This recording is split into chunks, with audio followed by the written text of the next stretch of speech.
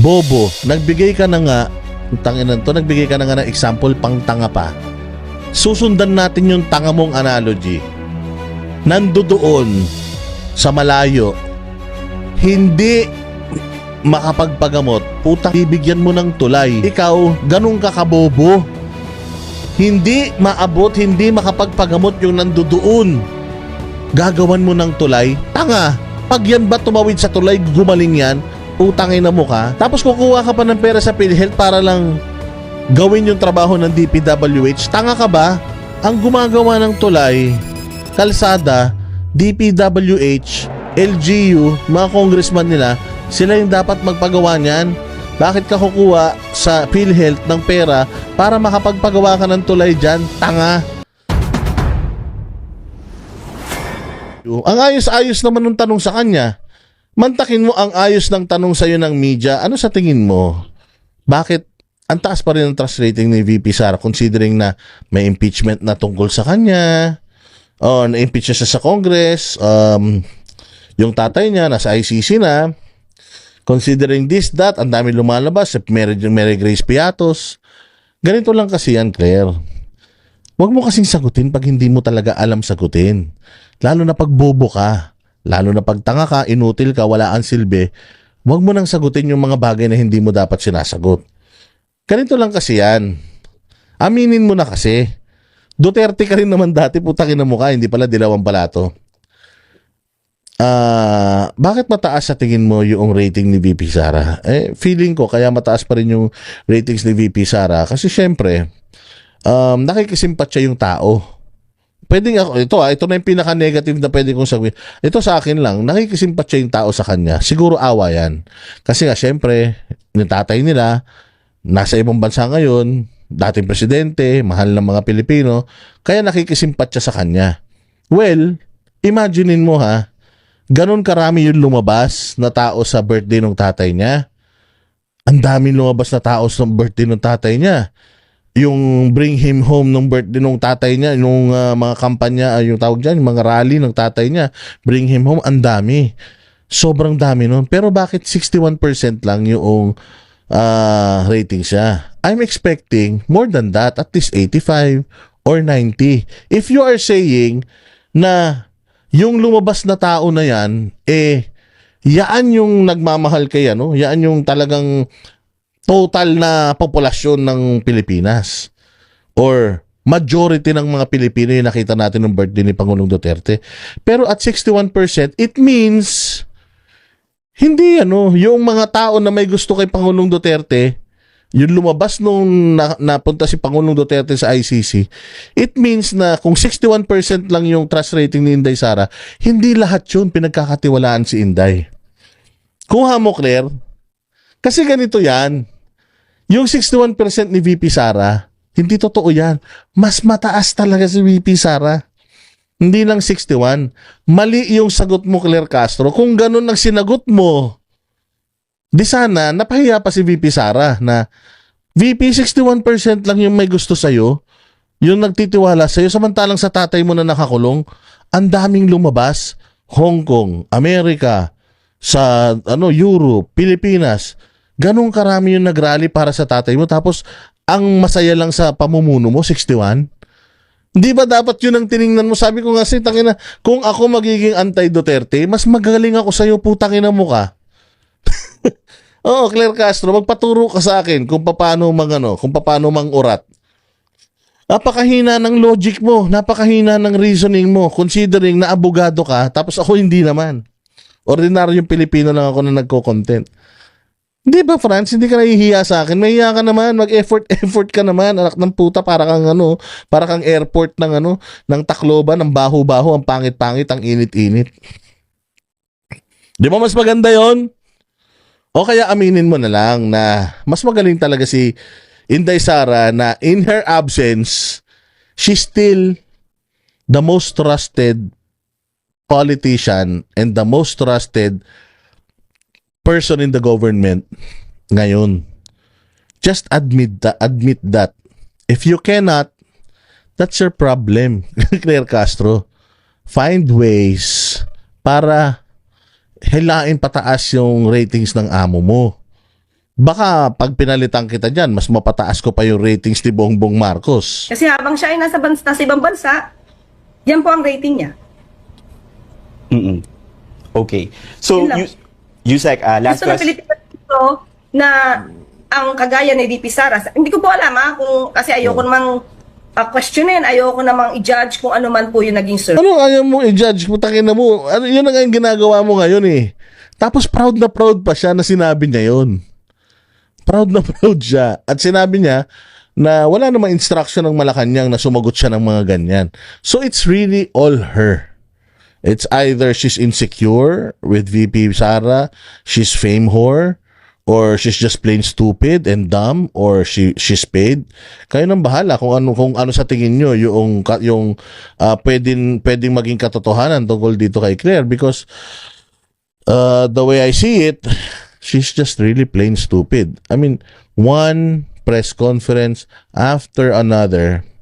You know, apakahirap ng trabaho ni Claire Castro.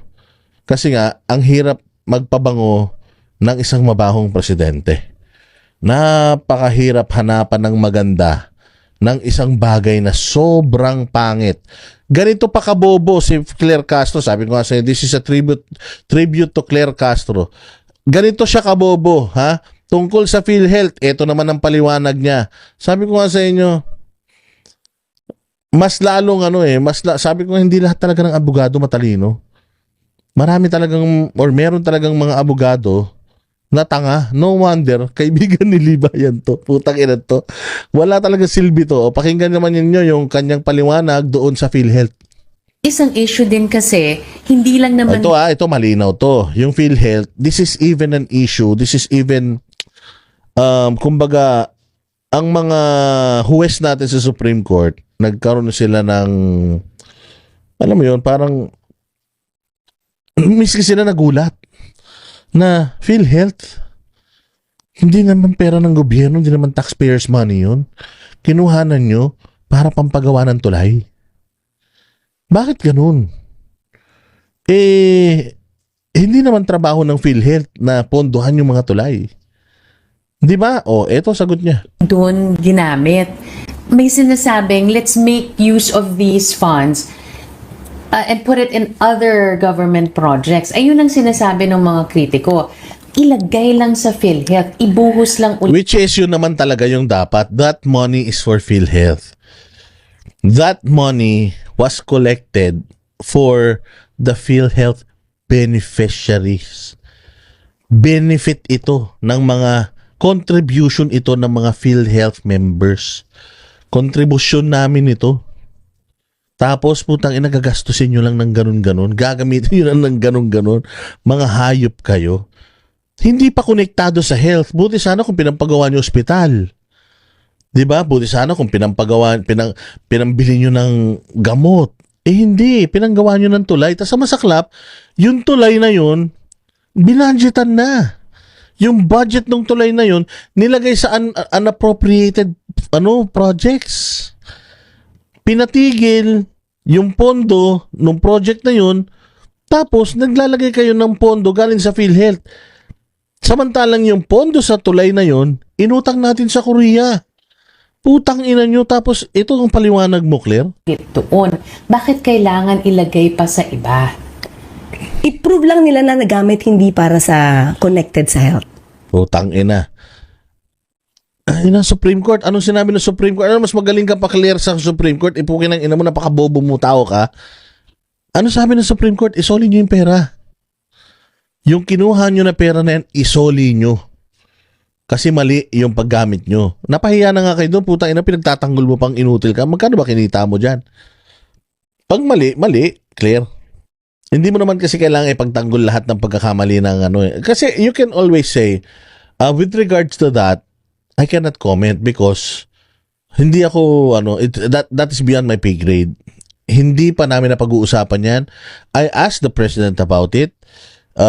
He hasn't given me any answer yet. I'll get back to you once I have the answer. Let's just put that in the parking lot. Mga ganun, di ba? Putang ina. Mas magaling pa ako sa iyo, Claire eh. Wag mong sagutin yung mga bagay na hindi mo talaga alam yung sagot. If you're just kung yung logic mo is bobo, kung yung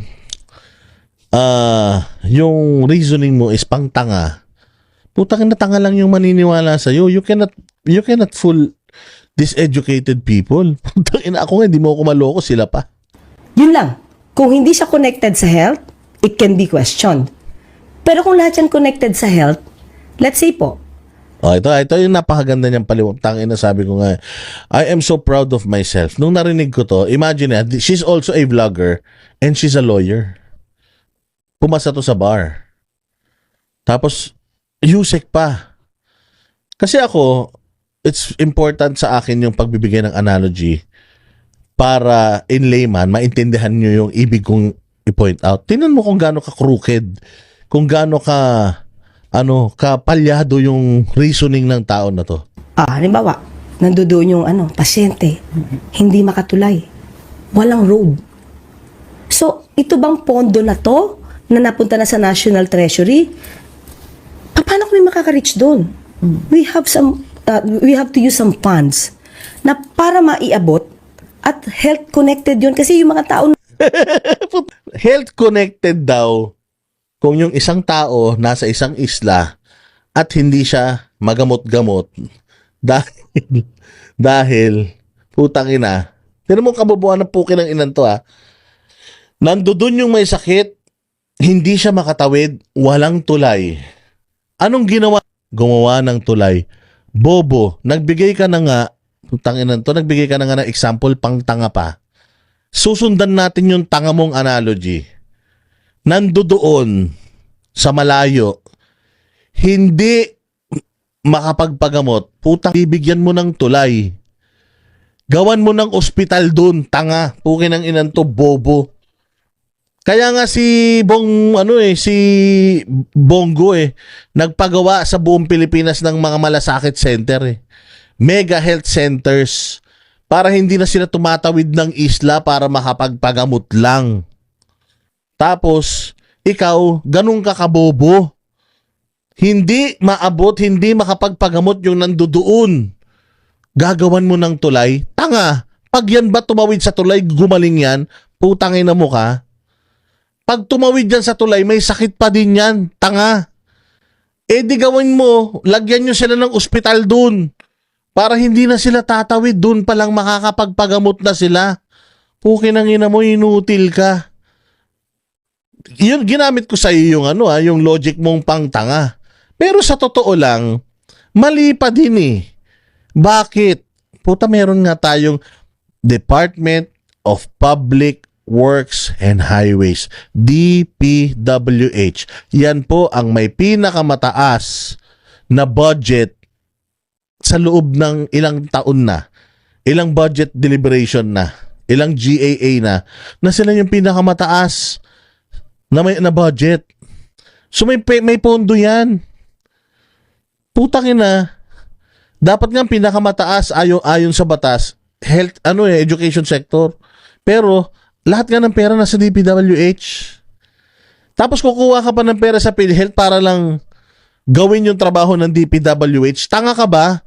Ang gumagawa ng tulay, kalsada, DPWH, LGU, mga congressman nila, sila yung dapat magpagawa niyan.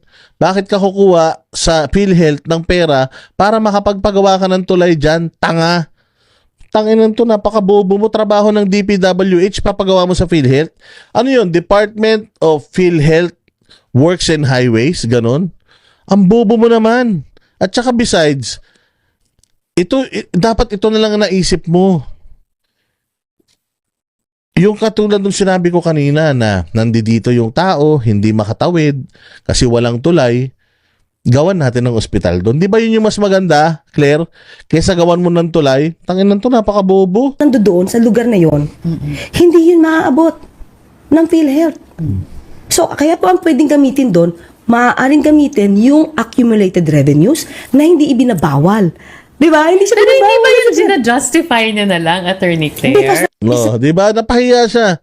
Di ba parang ginajustify mo na lang, Attorney Claire? Kasi mali na, putang ina mo, Claire, tinatama mo yung mali. Or mali, ginagawa mo palang tama yung mali. Yun yung pinakamali. Utangin na, so ang talagang mali ng gobyerno na to, ikaw. Bumababa talaga yung quality, yung caliber ng public service dahil sa putang inang kabobohan mo.